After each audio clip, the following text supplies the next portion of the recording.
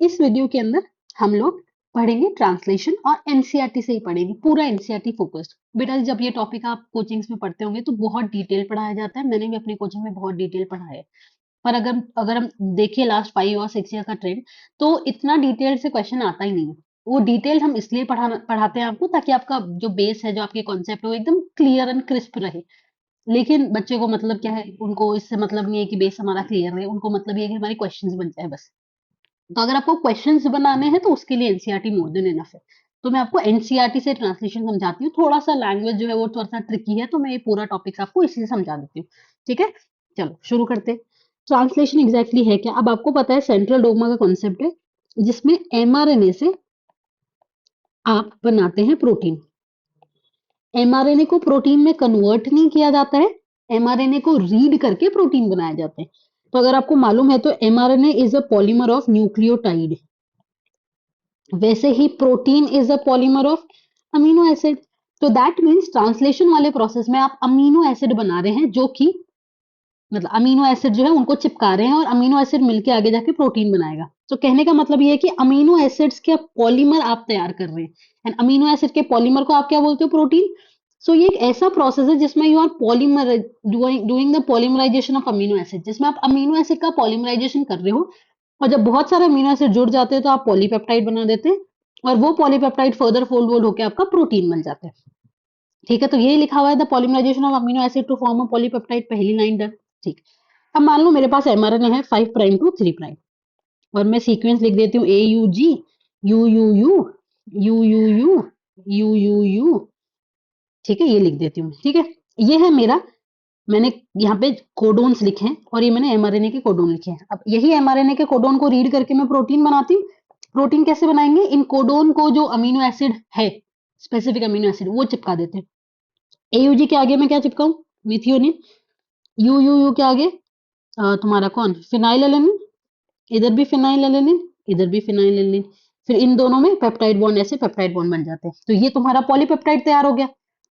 ठीक है, छोटा बनाया मैंने, लंबे बनते हैं। ठीक है, तो कहने का मतलब है आपने अपने एमआरएनए में, जो मैंने ये पर्पल कलर में लिखा है, एमआरएनए में जो कोडोन का सीक्वेंस होता है, ठीक है, या जो बेसिस का सीक्वेंस होता है, जैसे ये एक बेस है, ये एक बेस है, ये वही डिसाइड करता है कि आप पॉलीपेप्टाइड में अमीनो एसिड कौन से लगा रहे हो। ऑब्वियसली बात है, अगर यहाँ पे ए यू जी की जगह यू यू यू होता, तो यहाँ पे मैं मिथियोनिन की जगह फिनाइल एलानिन लगाती। तो that means your codons are deciding, your bases का sequence is deciding the sequence of amino acid in the protein या पॉलीपेप्टाइड। करेक्ट, ये यहाँ पे दे रखा है। The order and the sequence of amino acid are defined by the sequence of bases in the mRNA. Very very important line. फिर इन्होंने बोल रखा है कि अमीनो एसिड आपस में जुड़े हुए रहते हैं, किससे? पेप्टाइड बॉन्ड से। ये तो आप जानते हो। फॉर एग्जांपल मान लो, जैसे ये है तुम्हारा NH3CO, सॉरी, ये तुम्हारा CH, ये तुम्हारा R, और ये तुम्हारा COH। ये एक अमीनो एसिड है, और मान लो ये मेरा दूसरा अमीनो एसिड है। ठीक है, अब इनके बीच में वो कैसा बनता है? तुम्हारा पेप्टाइड बॉन्ड। ठीक है, ये इधर से पानी निकाल दो तुम। ठीक है, तो अगर पानी यहाँ से निकल जाता है तो क्या बचता है फिर? ठीक है, यहाँ बचेगा CO, और यहाँ पे बचेगा NH। तो ये जो बॉन्ड बचा बना है ना CO और NH के बीच में, ठीक है, इस बॉन्ड को आप बोलते हो पेप्टाइड बॉन्ड। तो यहाँ पे आपके अमीनो एसिड जो ये और ये जो अमीनो एसिड है ना, ये वाला ये वाला ये वाला, इनके बीच में कौन सा बॉन्ड बन जाएगा? पेप्टाइड बॉन्ड बन जाएगा। इतना क्लियर है? चलो आगे बढ़ते हैं। अब इसने बोल रखा है कि formation of peptide bond requires energy. जब आप फॉर्मेशन बॉन्ड बनाते हो तो एनर्जी रिक्वायर्ड होती है। इसका एक PYQ भी है बेटा, ये आपको एक एग्जाम्पलर में भी क्वेश्चन मिलेगा कि which of the following bonds requires energy. तो आप ध्यान रखना, दे रखा है कि पेप्टाइड बॉन्ड में एनर्जी की जरूरत पड़ती है। अब आगे इन्होंने बोल रहा है कि पहले फेज में क्या होता है। पहले फेज में क्या होता है? ठीक है, उन्होंने ऐसे बोला कि पहले फेज में हम अमीनो एसिड्स को एक्टिवेट करेंगे। कैसे एक्टिवेट करोगे? ATP को यूज करके।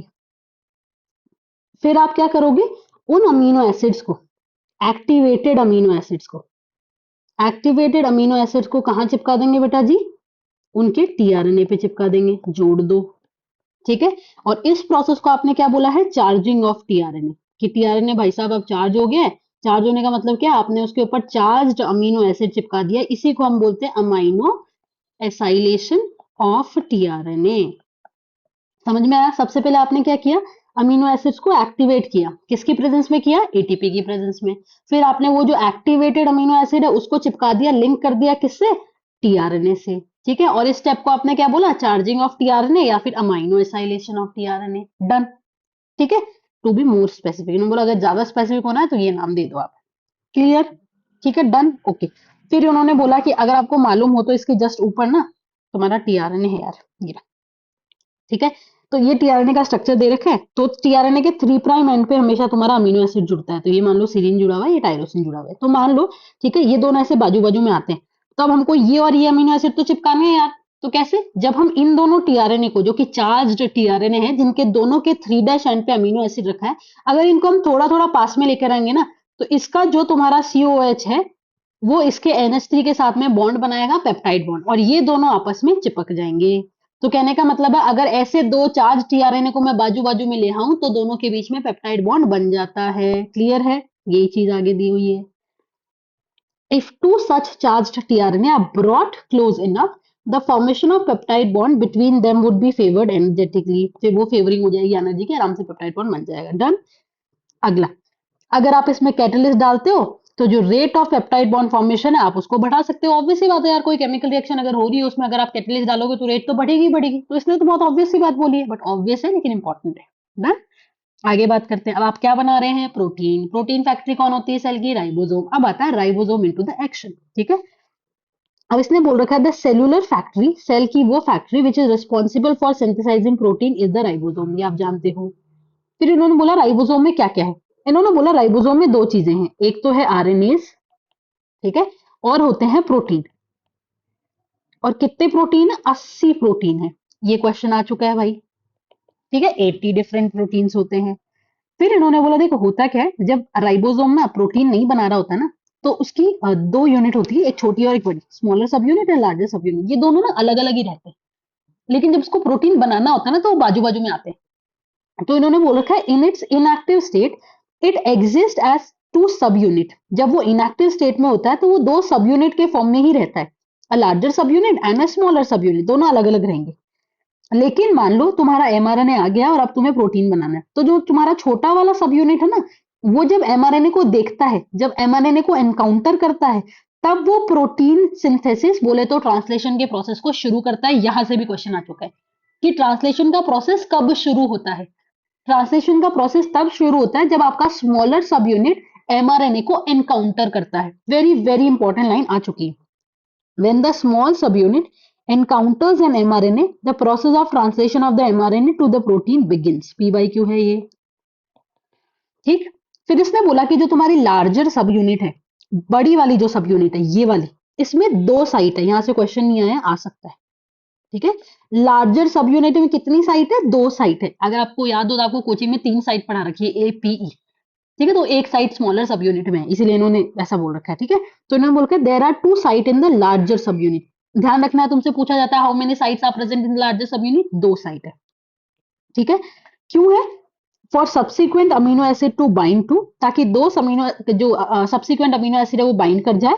ठीक है, और इतने पास में आ जाए कि दोनों के बीच में पेप्टाइड बॉन्ड जो है वो आराम से बन जाए। ये वाली जो साइट है आपकी ए साइट है, इसको आप बोलते हो पी साइट, और ये जहां से निकल रहा है इसको आप बोलते हो ई साइट, एग्जिट साइट। इतना क्लियर है? ठीक है, फिर उन्होंने बोल रखा है the ribosome also act as a catalyst. यहाँ पे राइबोसोम जो है एक कैटलिस्ट की तरह भी एक्ट करता है। अभी तक आपने बायोमोलिक्यूल अगर पढ़ा है, आपको दिया हुआ था कि all the enzyme they are proteins with one exception and that is your ribozyme. ठीक है, जो कि तुम्हारा न्यूक्लिक एसिड है, जो कि एंजाइम की तरह एक्ट करता है। होता क्या है ना, तुम्हारी ये स्मॉलर सब यूनिट में, मैं प्रोकैरियोट्स की बात करूँ, स्मॉलर सब यूनिट में एक आरएनए होता है जिसका नाम है 23 SR आरएनए, और यही यूकैरियोट्स के अंदर 28 होता है स्मॉलर सब यूनिट में। ये जो है ना बेटा जी, ये एंजाइम की तरह एक्ट करता है। This is behaving as ribozyme. ठीक है, जो कि पेप्टाइड बॉन्ड बनाने में हेल्प करता है। वापस सुनना, मैंने क्या बोला, प्रोकैरियोट्स के स्मॉलर सब यूनिट में एक आरएनए है that is 23 SR RNA, and this is acting as an enzyme that is your ribozyme which help in the formation of peptide bond. Eukaryotes में यही 23 की जगह क्या हो जाता है, 28 हो जाता है। डन। तो इन्होंने बोला ribosome act as a catalyst, 23 sRNA in bacteria is the enzyme ribozyme for the formation of peptide bond. Very very very important. इतना क्लियर? अब आगे क्या बोलते हैं, आगे देख लेते हैं। ठीक है, तो तुम्हारा प्रोसेस जो है ट्रांसलेशन का वो शुरू हो गया। कब शुरू होता है, व्हेन योर एमआरएनए एनकाउंटर्स, मतलब व्हेन योर स्मॉलर सब यूनिट एनकाउंटर्स द एमआरएनए। अब इसने बोल रखा है A translation unit in mRNA is the sequence of RNA that is flanked by the start codon and the stop codon and codes for a polypeptide. अब सुनो, ये है तुम्हारा translational unit 5 prime to 3 prime, और ये तुम्हारा mRNA। यहाँ पे एक जगह होगा स्टार्ट कोडोन जहां से प्रोसेस शुरू होगा, और एक जगह होगा स्टॉप कोडोन जहां पे प्रोसेस खत्म होगा। ठीक है, ये है तुम्हारा mRNA जिसको हम रीड करके पॉलीपेप्टाइड बनाने वाले हैं। ठीक है, ये स्टार्ट कोडोन से पहले कुछ पार्ट है। ठीक है, स्टार्ट कोडोन से पहले इतना पार्ट है, ये देखो, और स्टॉप कोडोन के बाद इतना पार्ट है, ये देखो। इनको हम बोलते हैं यूटीआर। यूटीआर क्या? 5 प्राइम एंड पे स्टार्ट कोडोन से पहले कुछ पार्ट है, और 3 प्राइम एंड पे स्टॉप कोडोन के बाद में कुछ पार्ट है। इनको आप बोलते हो UTR, which is untranslated region. Untranslated region माने ऐसा रीजन जिसको हम ट्रांसलेट नहीं करेंगे। हम ना स्टार्ट कोडोन और स्टॉप कोडोन के बीच में इतना जो पार्ट है, सिर्फ इसी को रीड करते हैं, इसी को ट्रांसलेट करते हैं। स्टार्ट कोडोन के पहले का जो ये वाला पार्ट है ये, और स्टॉप कोडोन के बाद में जो ये वाला पार्ट है ये, इन दोनों को ट्रांसलेट नहीं किया जाता है। इनको हम बोलते हैं यूटीआर, अनट्रांसलेटेड रीजन। ये क्यों होते हैं? प्रोसेस को थोड़ा सा एफिशिएंट बनाने के लिए। कैसे एफिशिएंट? कोई भी अगर आके एंजाइम बैठ रहा है तो उसको प्रॉपर साइट वाइट मिल जाए, एफिशिएंट हो जाएगा काम। तो इन्होंने बोला है इन्होंने बोला एक ट्रांसलेशन यूनिट जो होती है mRNA, उसमें सीक्वेंस ऑफ आरएनए है जिसमें फ्लैंकिंग होती है स्टार्ट कोडन की और स्टॉप कोडन की। फ्लैंकिंग माना तो वो प्रेजेंट है वहां पे। ठीक है, फिर उन्होंने बोला an mRNA also has some additional sequences that are not translated, और उनको हम क्या बोलेंगे? Untranslated region. यूटीआर कहाँ होते हैं? 5 प्राइम एंड पे before start codon, before start codon हमने बनाया है, एंड 3 डैश एंड पे आफ्टर स्टॉप कोडन, और 3 डैश एंड पे आफ्टर स्टॉप कोडन। क्यों चाहिए होते हैं? एफिशिएंट ट्रांसलेशन प्रोसेस के लिए। ठीक है, ये भी बहुत इंपॉर्टेंट बात है, हर एक लाइन इंपॉर्टेंट है बेटा। फिर उन्होंने बोला है कि इनिशिएशन के लिए क्या होगा। अगर आपको इनिशिएशन करना है, ribosome bind to the mRNA. Ribosome mRNA पे बाइंड करता है, कहाँ पे? स्टार्ट कोडोन पे, क्योंकि आपकी शुरुआत कहाँ से होगी बेटा? स्टार्ट कोडोन से होगी। तो राइबोसोम को सबसे पहले जाके जुड़ना होगा कहाँ पे? स्टार्ट कोडोन पे जुड़ना होगा। ठीक है, और ये स्टार्ट कोडोन पे मान लो ये तो तुम्हारा कोडोन आ गया। अब कोडोन का एंटी कोडोन हमको चाहिए। एंटी कोडोन का है तुम्हारे टीआरएनए के पास, मान लो ये तुम्हारा टीआरएनए है। ठीक है, तो ये टीआरएनए इधर आता है, एयूजी का कॉम्प्लीमेंट्री लेकर आता है, एक यू ए और सी, ये यूएसी यहाँ ले आएगा, और अपने 3 प्राइम एंड पे कौन सा अमीनो एसिड बिठा के लेकर आएगा? Methionine amino acid. ये इसको हम बोलेंगे इनिशिएटर टीआरएनए। क्यों इसको इनिशिएटर टीआरएनए बोला? क्योंकि प्रोसेस को इनिशिएट कर रहा है, ये वो अमीनो एसिड लेकर आ रहा है जो कि तुम्हारे स्टार्ट कोडोन को रीड करेगा। तो इन्होंने बोला कि for initiation the ribosome bind to the mRNA at the start codon that is recognised only by the initiator tRNA. इसको रिकॉग्नाइज किसने किया? Initiator tRNA. फिर इनिशिएटर हो गया, इनिशिएशन हो गया, the ribosome proceed to the elongation phase of protein synthesis. अब अगला फेज क्या होगा? इलोंगेशन वाला phase. During this stage complex is composed of an amino acid link to tRNA sequentially bind to the appropriate codon mRNA by forming complementary base pair with the tRNA. अब क्या होगा? जो आपका पहला amino acid है ना बेटा, वो यहाँ पे आएगा। कौन सी साइड पे? पी साइड पे। ये ए साइड थी, ये पी साइड थी, यहाँ आके बैठ गया मान लो। ठीक है, अब जो दूसरा वाला होगा वो सब्सिक्वेंटली यहाँ आता है। कौन सी वाली साइड पे? ए साइड पे, अमीनो एसिड साइड पे। फिर ये दोनों बाजू बाजू में आते हैं, दोनों के बीच में पेप्टाइड बॉन्ड बन जाता है। जैसे इन दोनों में पेप्टाइड बॉन्ड बनेगा, ये वाला टूट जाता है। किसके बीच में? अमीनो एसिड और टीआरएनए के बीच में। और ये जो अमीनो एसिड है ये यहाँ आ जाएगा। ठीक है, अब ये तो हवा में आ गया है और ये दोनों जुड़े हुए हैं, और फिर ये वाला इधर आ जाता है और ये जगह खाली हो जाती है, यहाँ पे आके नया अमीनो एसिड आ जाएगा। ठीक है, वापस सुनना मैंने क्या बोला, थोड़ी ऐसे कचरा सा हो गया। ठीक है, क्या होगा? पहला वाला अमीनो एसिड जो इनिशिएटेड टीआरएनए है, इनिशिएटेड टीआरएनए यहाँ पे आएगा। कौन सी साइड पे? पी साइड पे। ठीक है, फिर तुम्हारा नेक्स्ट आएगा कहाँ पे? इस ए साइड पे आ गए। फिर ये दोनों बाजू बाजू में आ जाते हैं, तो इन दोनों के बीच में कौन सा बॉन्ड बन जाएगा? Peptide bond. जैसे इन दोनों में पेप्टाइड बॉन्ड बनता है, ये वाली चीज टूट जाती है। क्या? टीआरएनए और फर्स्ट अमीनो एसिड के बीच का लिंक। तो ये तो इधर आ जाता है ई साइड पे, और फिर ये वाला इधर खिसक जाएगा, तो ये जगह क्या हो गई? खाली हो गई। तो यहाँ पे नया अमीनो एसिड आ जाएगा। तो ऐसे चीजें इलोंगेट होती जाती है। फिर इसने बोला the ribosome moves from codon to codon. Ribosome फिर धीरे धीरे कोडोन टू कोडोन मूव करता जाता है, जिसको हम ट्रांसलोकेशन बोलते हैं। और amino acid are added one by one, एक एक करके आप अमीनो एसिड को ऐड कर दो, धीरे धीरे आप पॉलीपेप्टाइड बना लो। ठीक है, अब ये बहुत बढ़िया लाइन दे रखी है। ठीक है, पॉलीपेप्टाइड के सीक्वेंसेस को डिक्टेट किसने किया? डीएनए। शुरुआत तो डीएनए से हुई थी, डीएनए से एमआरएनए बना था by the process of transcription. तो इसने बोला है कि जो ट्रांसक्रिप्शन का प्रोसेस है उसमें डीएनए जो है उसने डिक्टेट किए सीक्वेंसेस, और फिर उनको रिप्रेजेंट किसने किया? तुम्हारे एमआरएनए। करेक्ट है ना? डीएनए जो था, डीएनए से क्या बनाया था तुमने एमआरएनए। तो इस प्रोसेस में क्या हुआ? डीएनए ने डिक्टेट कर दिया चीज को, और फिर उसको रिप्रेजेंट किसने कर दिया? तुम्हारे एमआरएनए कर दिया। ठीक है, बहुत ही सुंदर लाइन है यार। ठीक है। फिर इसने बोला एट द एंड, जब एंड हो जाता है तो जब तुम्हारा जो राइबोसोम है जब वो स्टॉप कोडॉन पे पहुंच जाएगा ना, तो एक रिलीज फैक्टर आता है। वो जो रिलीज फैक्टर है वो स्टॉप कोडॉन पे बाइंड कर जाता है, प्रोसेस टर्मिनेट हो जाता है, और फिर तुम्हारा पूरा पॉलीपेप्टाइड जो है वो राइबोसोम से रिलीज हो जाता है।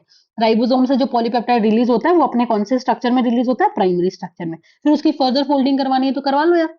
ठीक है, डन है।